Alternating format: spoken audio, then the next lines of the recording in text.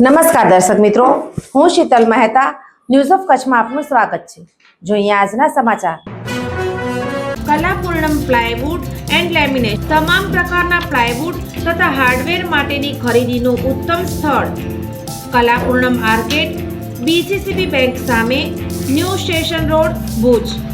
કેતુ મહેતા 9408619451। કચ્છ જિલ્લા કોંગ્રેસના મહામંત્રી પીસી ગઢવીએ પત્રકાર પરિષદમાં લખપત અબડાસા વિસ્તારમાં થતા કથિત ભ્રષ્ટાચાર સંબંધે આક્ષેપો કર્યા। કચ્છ જિલ્લા કોંગ્રેસના મહામંત્રી પીસી ગઢવીએ બોલાવેલ પત્રકાર પરિષદમાં લખપત અબડાસા વગેરે વિસ્તારમાં કથિત ભ્રષ્ટાચાર સામે પ્રહારો કર્યા હતા। પીસી ગઢવીએ આક્ષેપો કરતા જણાવ્યું કે અમે કહેવા માંગીએ છીએ કે કચ્છની અંદર જે ઉદ્યોગો આવે છે અને કચ્છમાં વિપક્ષને જો સારી રીતે લડત કરવી અને લોકોને ન્યાય અપાવવો તો ઉદ્યોગો અને ભાજપના પદાધિકારીઓ અને ભાજપની ટોચ લેવલનો વહીવટનો ભ્રષ્ટાચારને અંકુશમાં લાવવો પડશે। તો જ કચ્છની અંદર લોકોને એક વિશ્વાસ બેસશે કે આટલી ગેરરીતિઓથી ભાજપ અહીંયા કચ્છમાં મજબૂત બની છે। તો એ મજબૂત બની છે એની સાથે સાથે ફક્ત ને ફક્ત ગેરરીતિઓ કરીને બની છે। એ ગેરરીતિઓને રોકવા કરવા માટેનું અમારું અભિયાન અમે આજથી શરૂ કરીએ છીએ।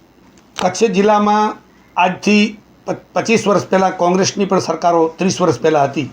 એ આગેવાનોની તમે પુષ્ઠ ભૂમિકા જોવામાં આવે, ઇબ્રાહીમભાઈ મંદરા ધારાસભ્ય છે કે નવીનભાઈ શાસ્ત્રી ધારાસભ્ય હતા કે કુમુદીબેન પંચોલી હતા, આવા તમે અનેક ધારાસભ્ય જોઈ લો।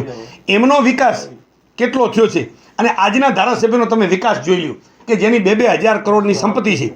તો હું એ જોવા માગું છું કે આપ કહો છો કે કચ્છનો વિકાસ થઈ રહ્યો છે, તો મીઠાની ફેક્ટરીઓ આવી રહી છે, સિમેન્ટના ઉદ્યોગો આવી રહ્યા છે, ટ્રેનો આવી રહી છે, એ વિકાસને મેં આવકારી છે।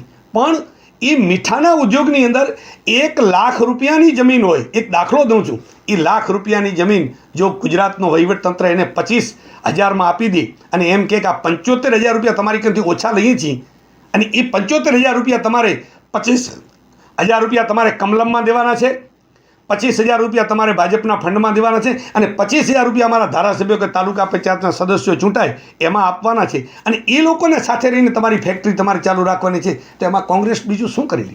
આવી રીતનું કચ્છનું વાતાવરણ થઈ ગયું છે। હું તમને 300 ઉદ્યોગોની યાદી આપું, એ ઉદ્યોગો ભાજપના કોન્ટ્રાક્ટરો કામ કરે છે અને એના જેટલી નફાની રકમો જે સરકારને છેતરી છે, આજે એનટીપીસી કે એનએચપીસી ગવર્મેન્ટની કંપનીઓને જે ભાવે કામ આપવામાં આવે છે એ જ ભાવે તમે રિલાયન્સને 5 લાખ એકર જમીન આપી દીધી અને રિલાયન્સ એના કરતાં બમણા ભાવે બીજાઓને મર્જર કરીને જમીન આપી રહી છે, કારણ કે એ સરકાર સાથે સંકળાયેલી છે। તો એમાં કોંગ્રેસનો રોલ આવ્યો ક્યાં? ઉદ્યોગોનો વિકાસની સાથે સાથે તમે સરકારની તિજોરીને મોટું નુકસાન કરીને વિકાસ કરી રહ્યા છો। અબડાસાથી માંડી અને હાજીપીરથી માંડીને જેટલી લાઈનો શિવલખા અને આ વાંઢિયાની લાઈન જઈ રહી છે એની અંદર ખેડૂતોને વળતર આખા ભારતમાં જંત્રીના 4 ગણાનો કાયદો કોંગ્રેસ લઈ આવી, રાહુલ ગાંધીએ કાયદો લઈ આવ્યા, પણ ગુજરાતની સરકાર બજાર ભાવની રકમ જંત્રીના 4 ગણા, ગુજરાતમાં જંત્રી જ ઓછા ભાવ છે કચ્છની અંદર। ઓછા ભાવ એટલે બજાર ભાવ 10 લાખ રૂપિયા એકરના હોય અને જંત્રી 2 લાખની હોય, તો એ જંત્રીના ભાવ આપે એના કરતાં સરકાર બજાર ભાવની રકમ ખેડૂતોને કેમ ન ચૂકવે? ખેડૂતોની મહામૂલ્ય જમીનમાં ઉદ્યોગને આટલો ફાયદો કરાવવા માટે ઉદ્યોગની ફેવર સરકાર કરે એટલે સરકાર ઉદ્યોગોની છે એ સાબિત થાય છે। ગુજરાતમાં લોકો ઉદ્યોગોને આવકારે છે, પણ અમારા અબડાસાની અંદર અત્યારે 11 સિમેન્ટ પ્રોજેક્ટ આવ્યા છે, પણ એ સિમેન્ટ પ્રોજેક્ટો કદાચ પોતાની ગાડીઓ, મશીનો, લેબર બધું બહારથી લાવી અને અહીંયા વિકાસ કરે તો કચ્છના લોકોને ફાયદો શું? અને જે કંપની સોશિયલ રિસ્પોન્સિબિલિટી હોય ફંડ એ સરકારના તાઇફાઓમાં વાપરે તો કચ્છના લોકોને ફાયદો શું? એટલે લોકો કંટાળી ગયા છે કે સરકારની આવી નીતિ હોવી જોઈએ કે 80% ભરતી છે એ વિસ્તારની હોવી જોઈએ, CSRનો ફંડ છે એ ગરીબ લોકો માટે ખર્ચાવવો જોઈએ અને ઉદ્યોગોએ જે પણ કામગીરી છે એ લોકલ લોકો સાથે કરવી જોઈએ। કોંગ્રેસની 40-40 સીટો અને સમગ્ર કચ્છ જિલ્લામાં એક એવા નિષ્ઠાવાન કાર્યકરોની ટીમો બનાવી અને ગામો ગામ લોકોની રજૂઆત અહીંયા જિલ્લા સ્તરે લાવવી, જિલ્લા સ્તરેથી વહીવટને ઢંઢોળવો અને આ કચ્છના વહીવટમાં અહીંયા ભ્રષ્ટાચાર કે પછી ઉદ્યોગોની સરકાર હોય તો રાજ્યની હાઈકોર્ટો સુધી ટીમો બનાવી અને કોર્ટ કેસ કરવા અને જેમ જેમ ભ્રષ્ટાચારી અધિકારીઓ જેલોમાં છે એના દાખલા પૂરા પાડવા માટે કચ્છની અંદર હવે કોંગ્રેસ કમર કસી અને સત્તાની ભૂખ વગર 30 વર્ષથી સત્તા નથી છતાં કોંગ્રેસ અડગ રહી છે અને રહેવાની.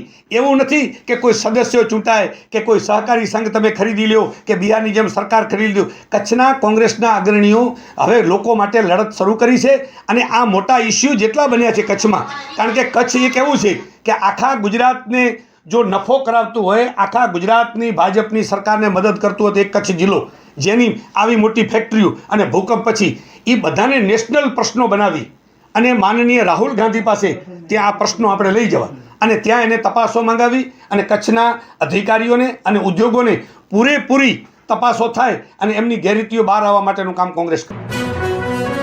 ઝાયડસ હોસ્પિટલ અમદાવાદ દ્વારા દર મહિને કચ્છ ખાતે ખાસ OPD. Doctor Milan Mehta, pain management specialist, Bhuj, દર મહિનાના પહેલા શનિવારે.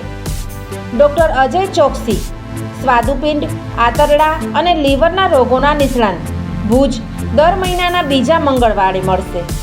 Doctor Anand Khakhar, senior liver transplant surgeon, Bhuj અને ગાંધીધામ, દર મહિનાના પહેલા બીજા બુધવારે મળશે. ડૉક્ટર સંદીપ અગ્રવાલ, હૃદયરોગ સર્જન, ભુજ, દર મહિનાના બીજા શનિવારે મળશે.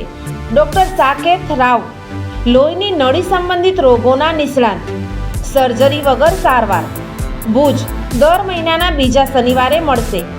ડૉક્ટર દૈવત વૈષ્ણવ, લેપોસ્કોપિક અને રોબોટિક ગેસ્ટ્રો હિપેટોબિલિયરી સર્જન, ભુજ અને અંજાર, દર મહિનાના ત્રીજા શનિવારે મળશે. ડૉક્ટર રવિ ચૌહાણ, મગજ, મણકા અને કરોડરજ્જુના રોગના નિષ્ણાંત, ભુજ, દર મહિનાના ચોથા શનિવારે મળશે. આ બધા જ ડૉક્ટરો LNM group Lions hospital and research centre, Rawalwadi relocation site, Raghuvanshi ચોકડી પાસે, ભુજ મળશે. વધુ માહિતી માટે સંપર્ક મનમીત જાની 9978625908. દર્શક મિત્રો, આજે તારીખ 19 નવેમ્બર 2025. આ હતા આજના સમાચાર. આવતીકાલે ફરી મળીશું. ત્યાં સુધી મને રજા આપશો. નમસ્કાર.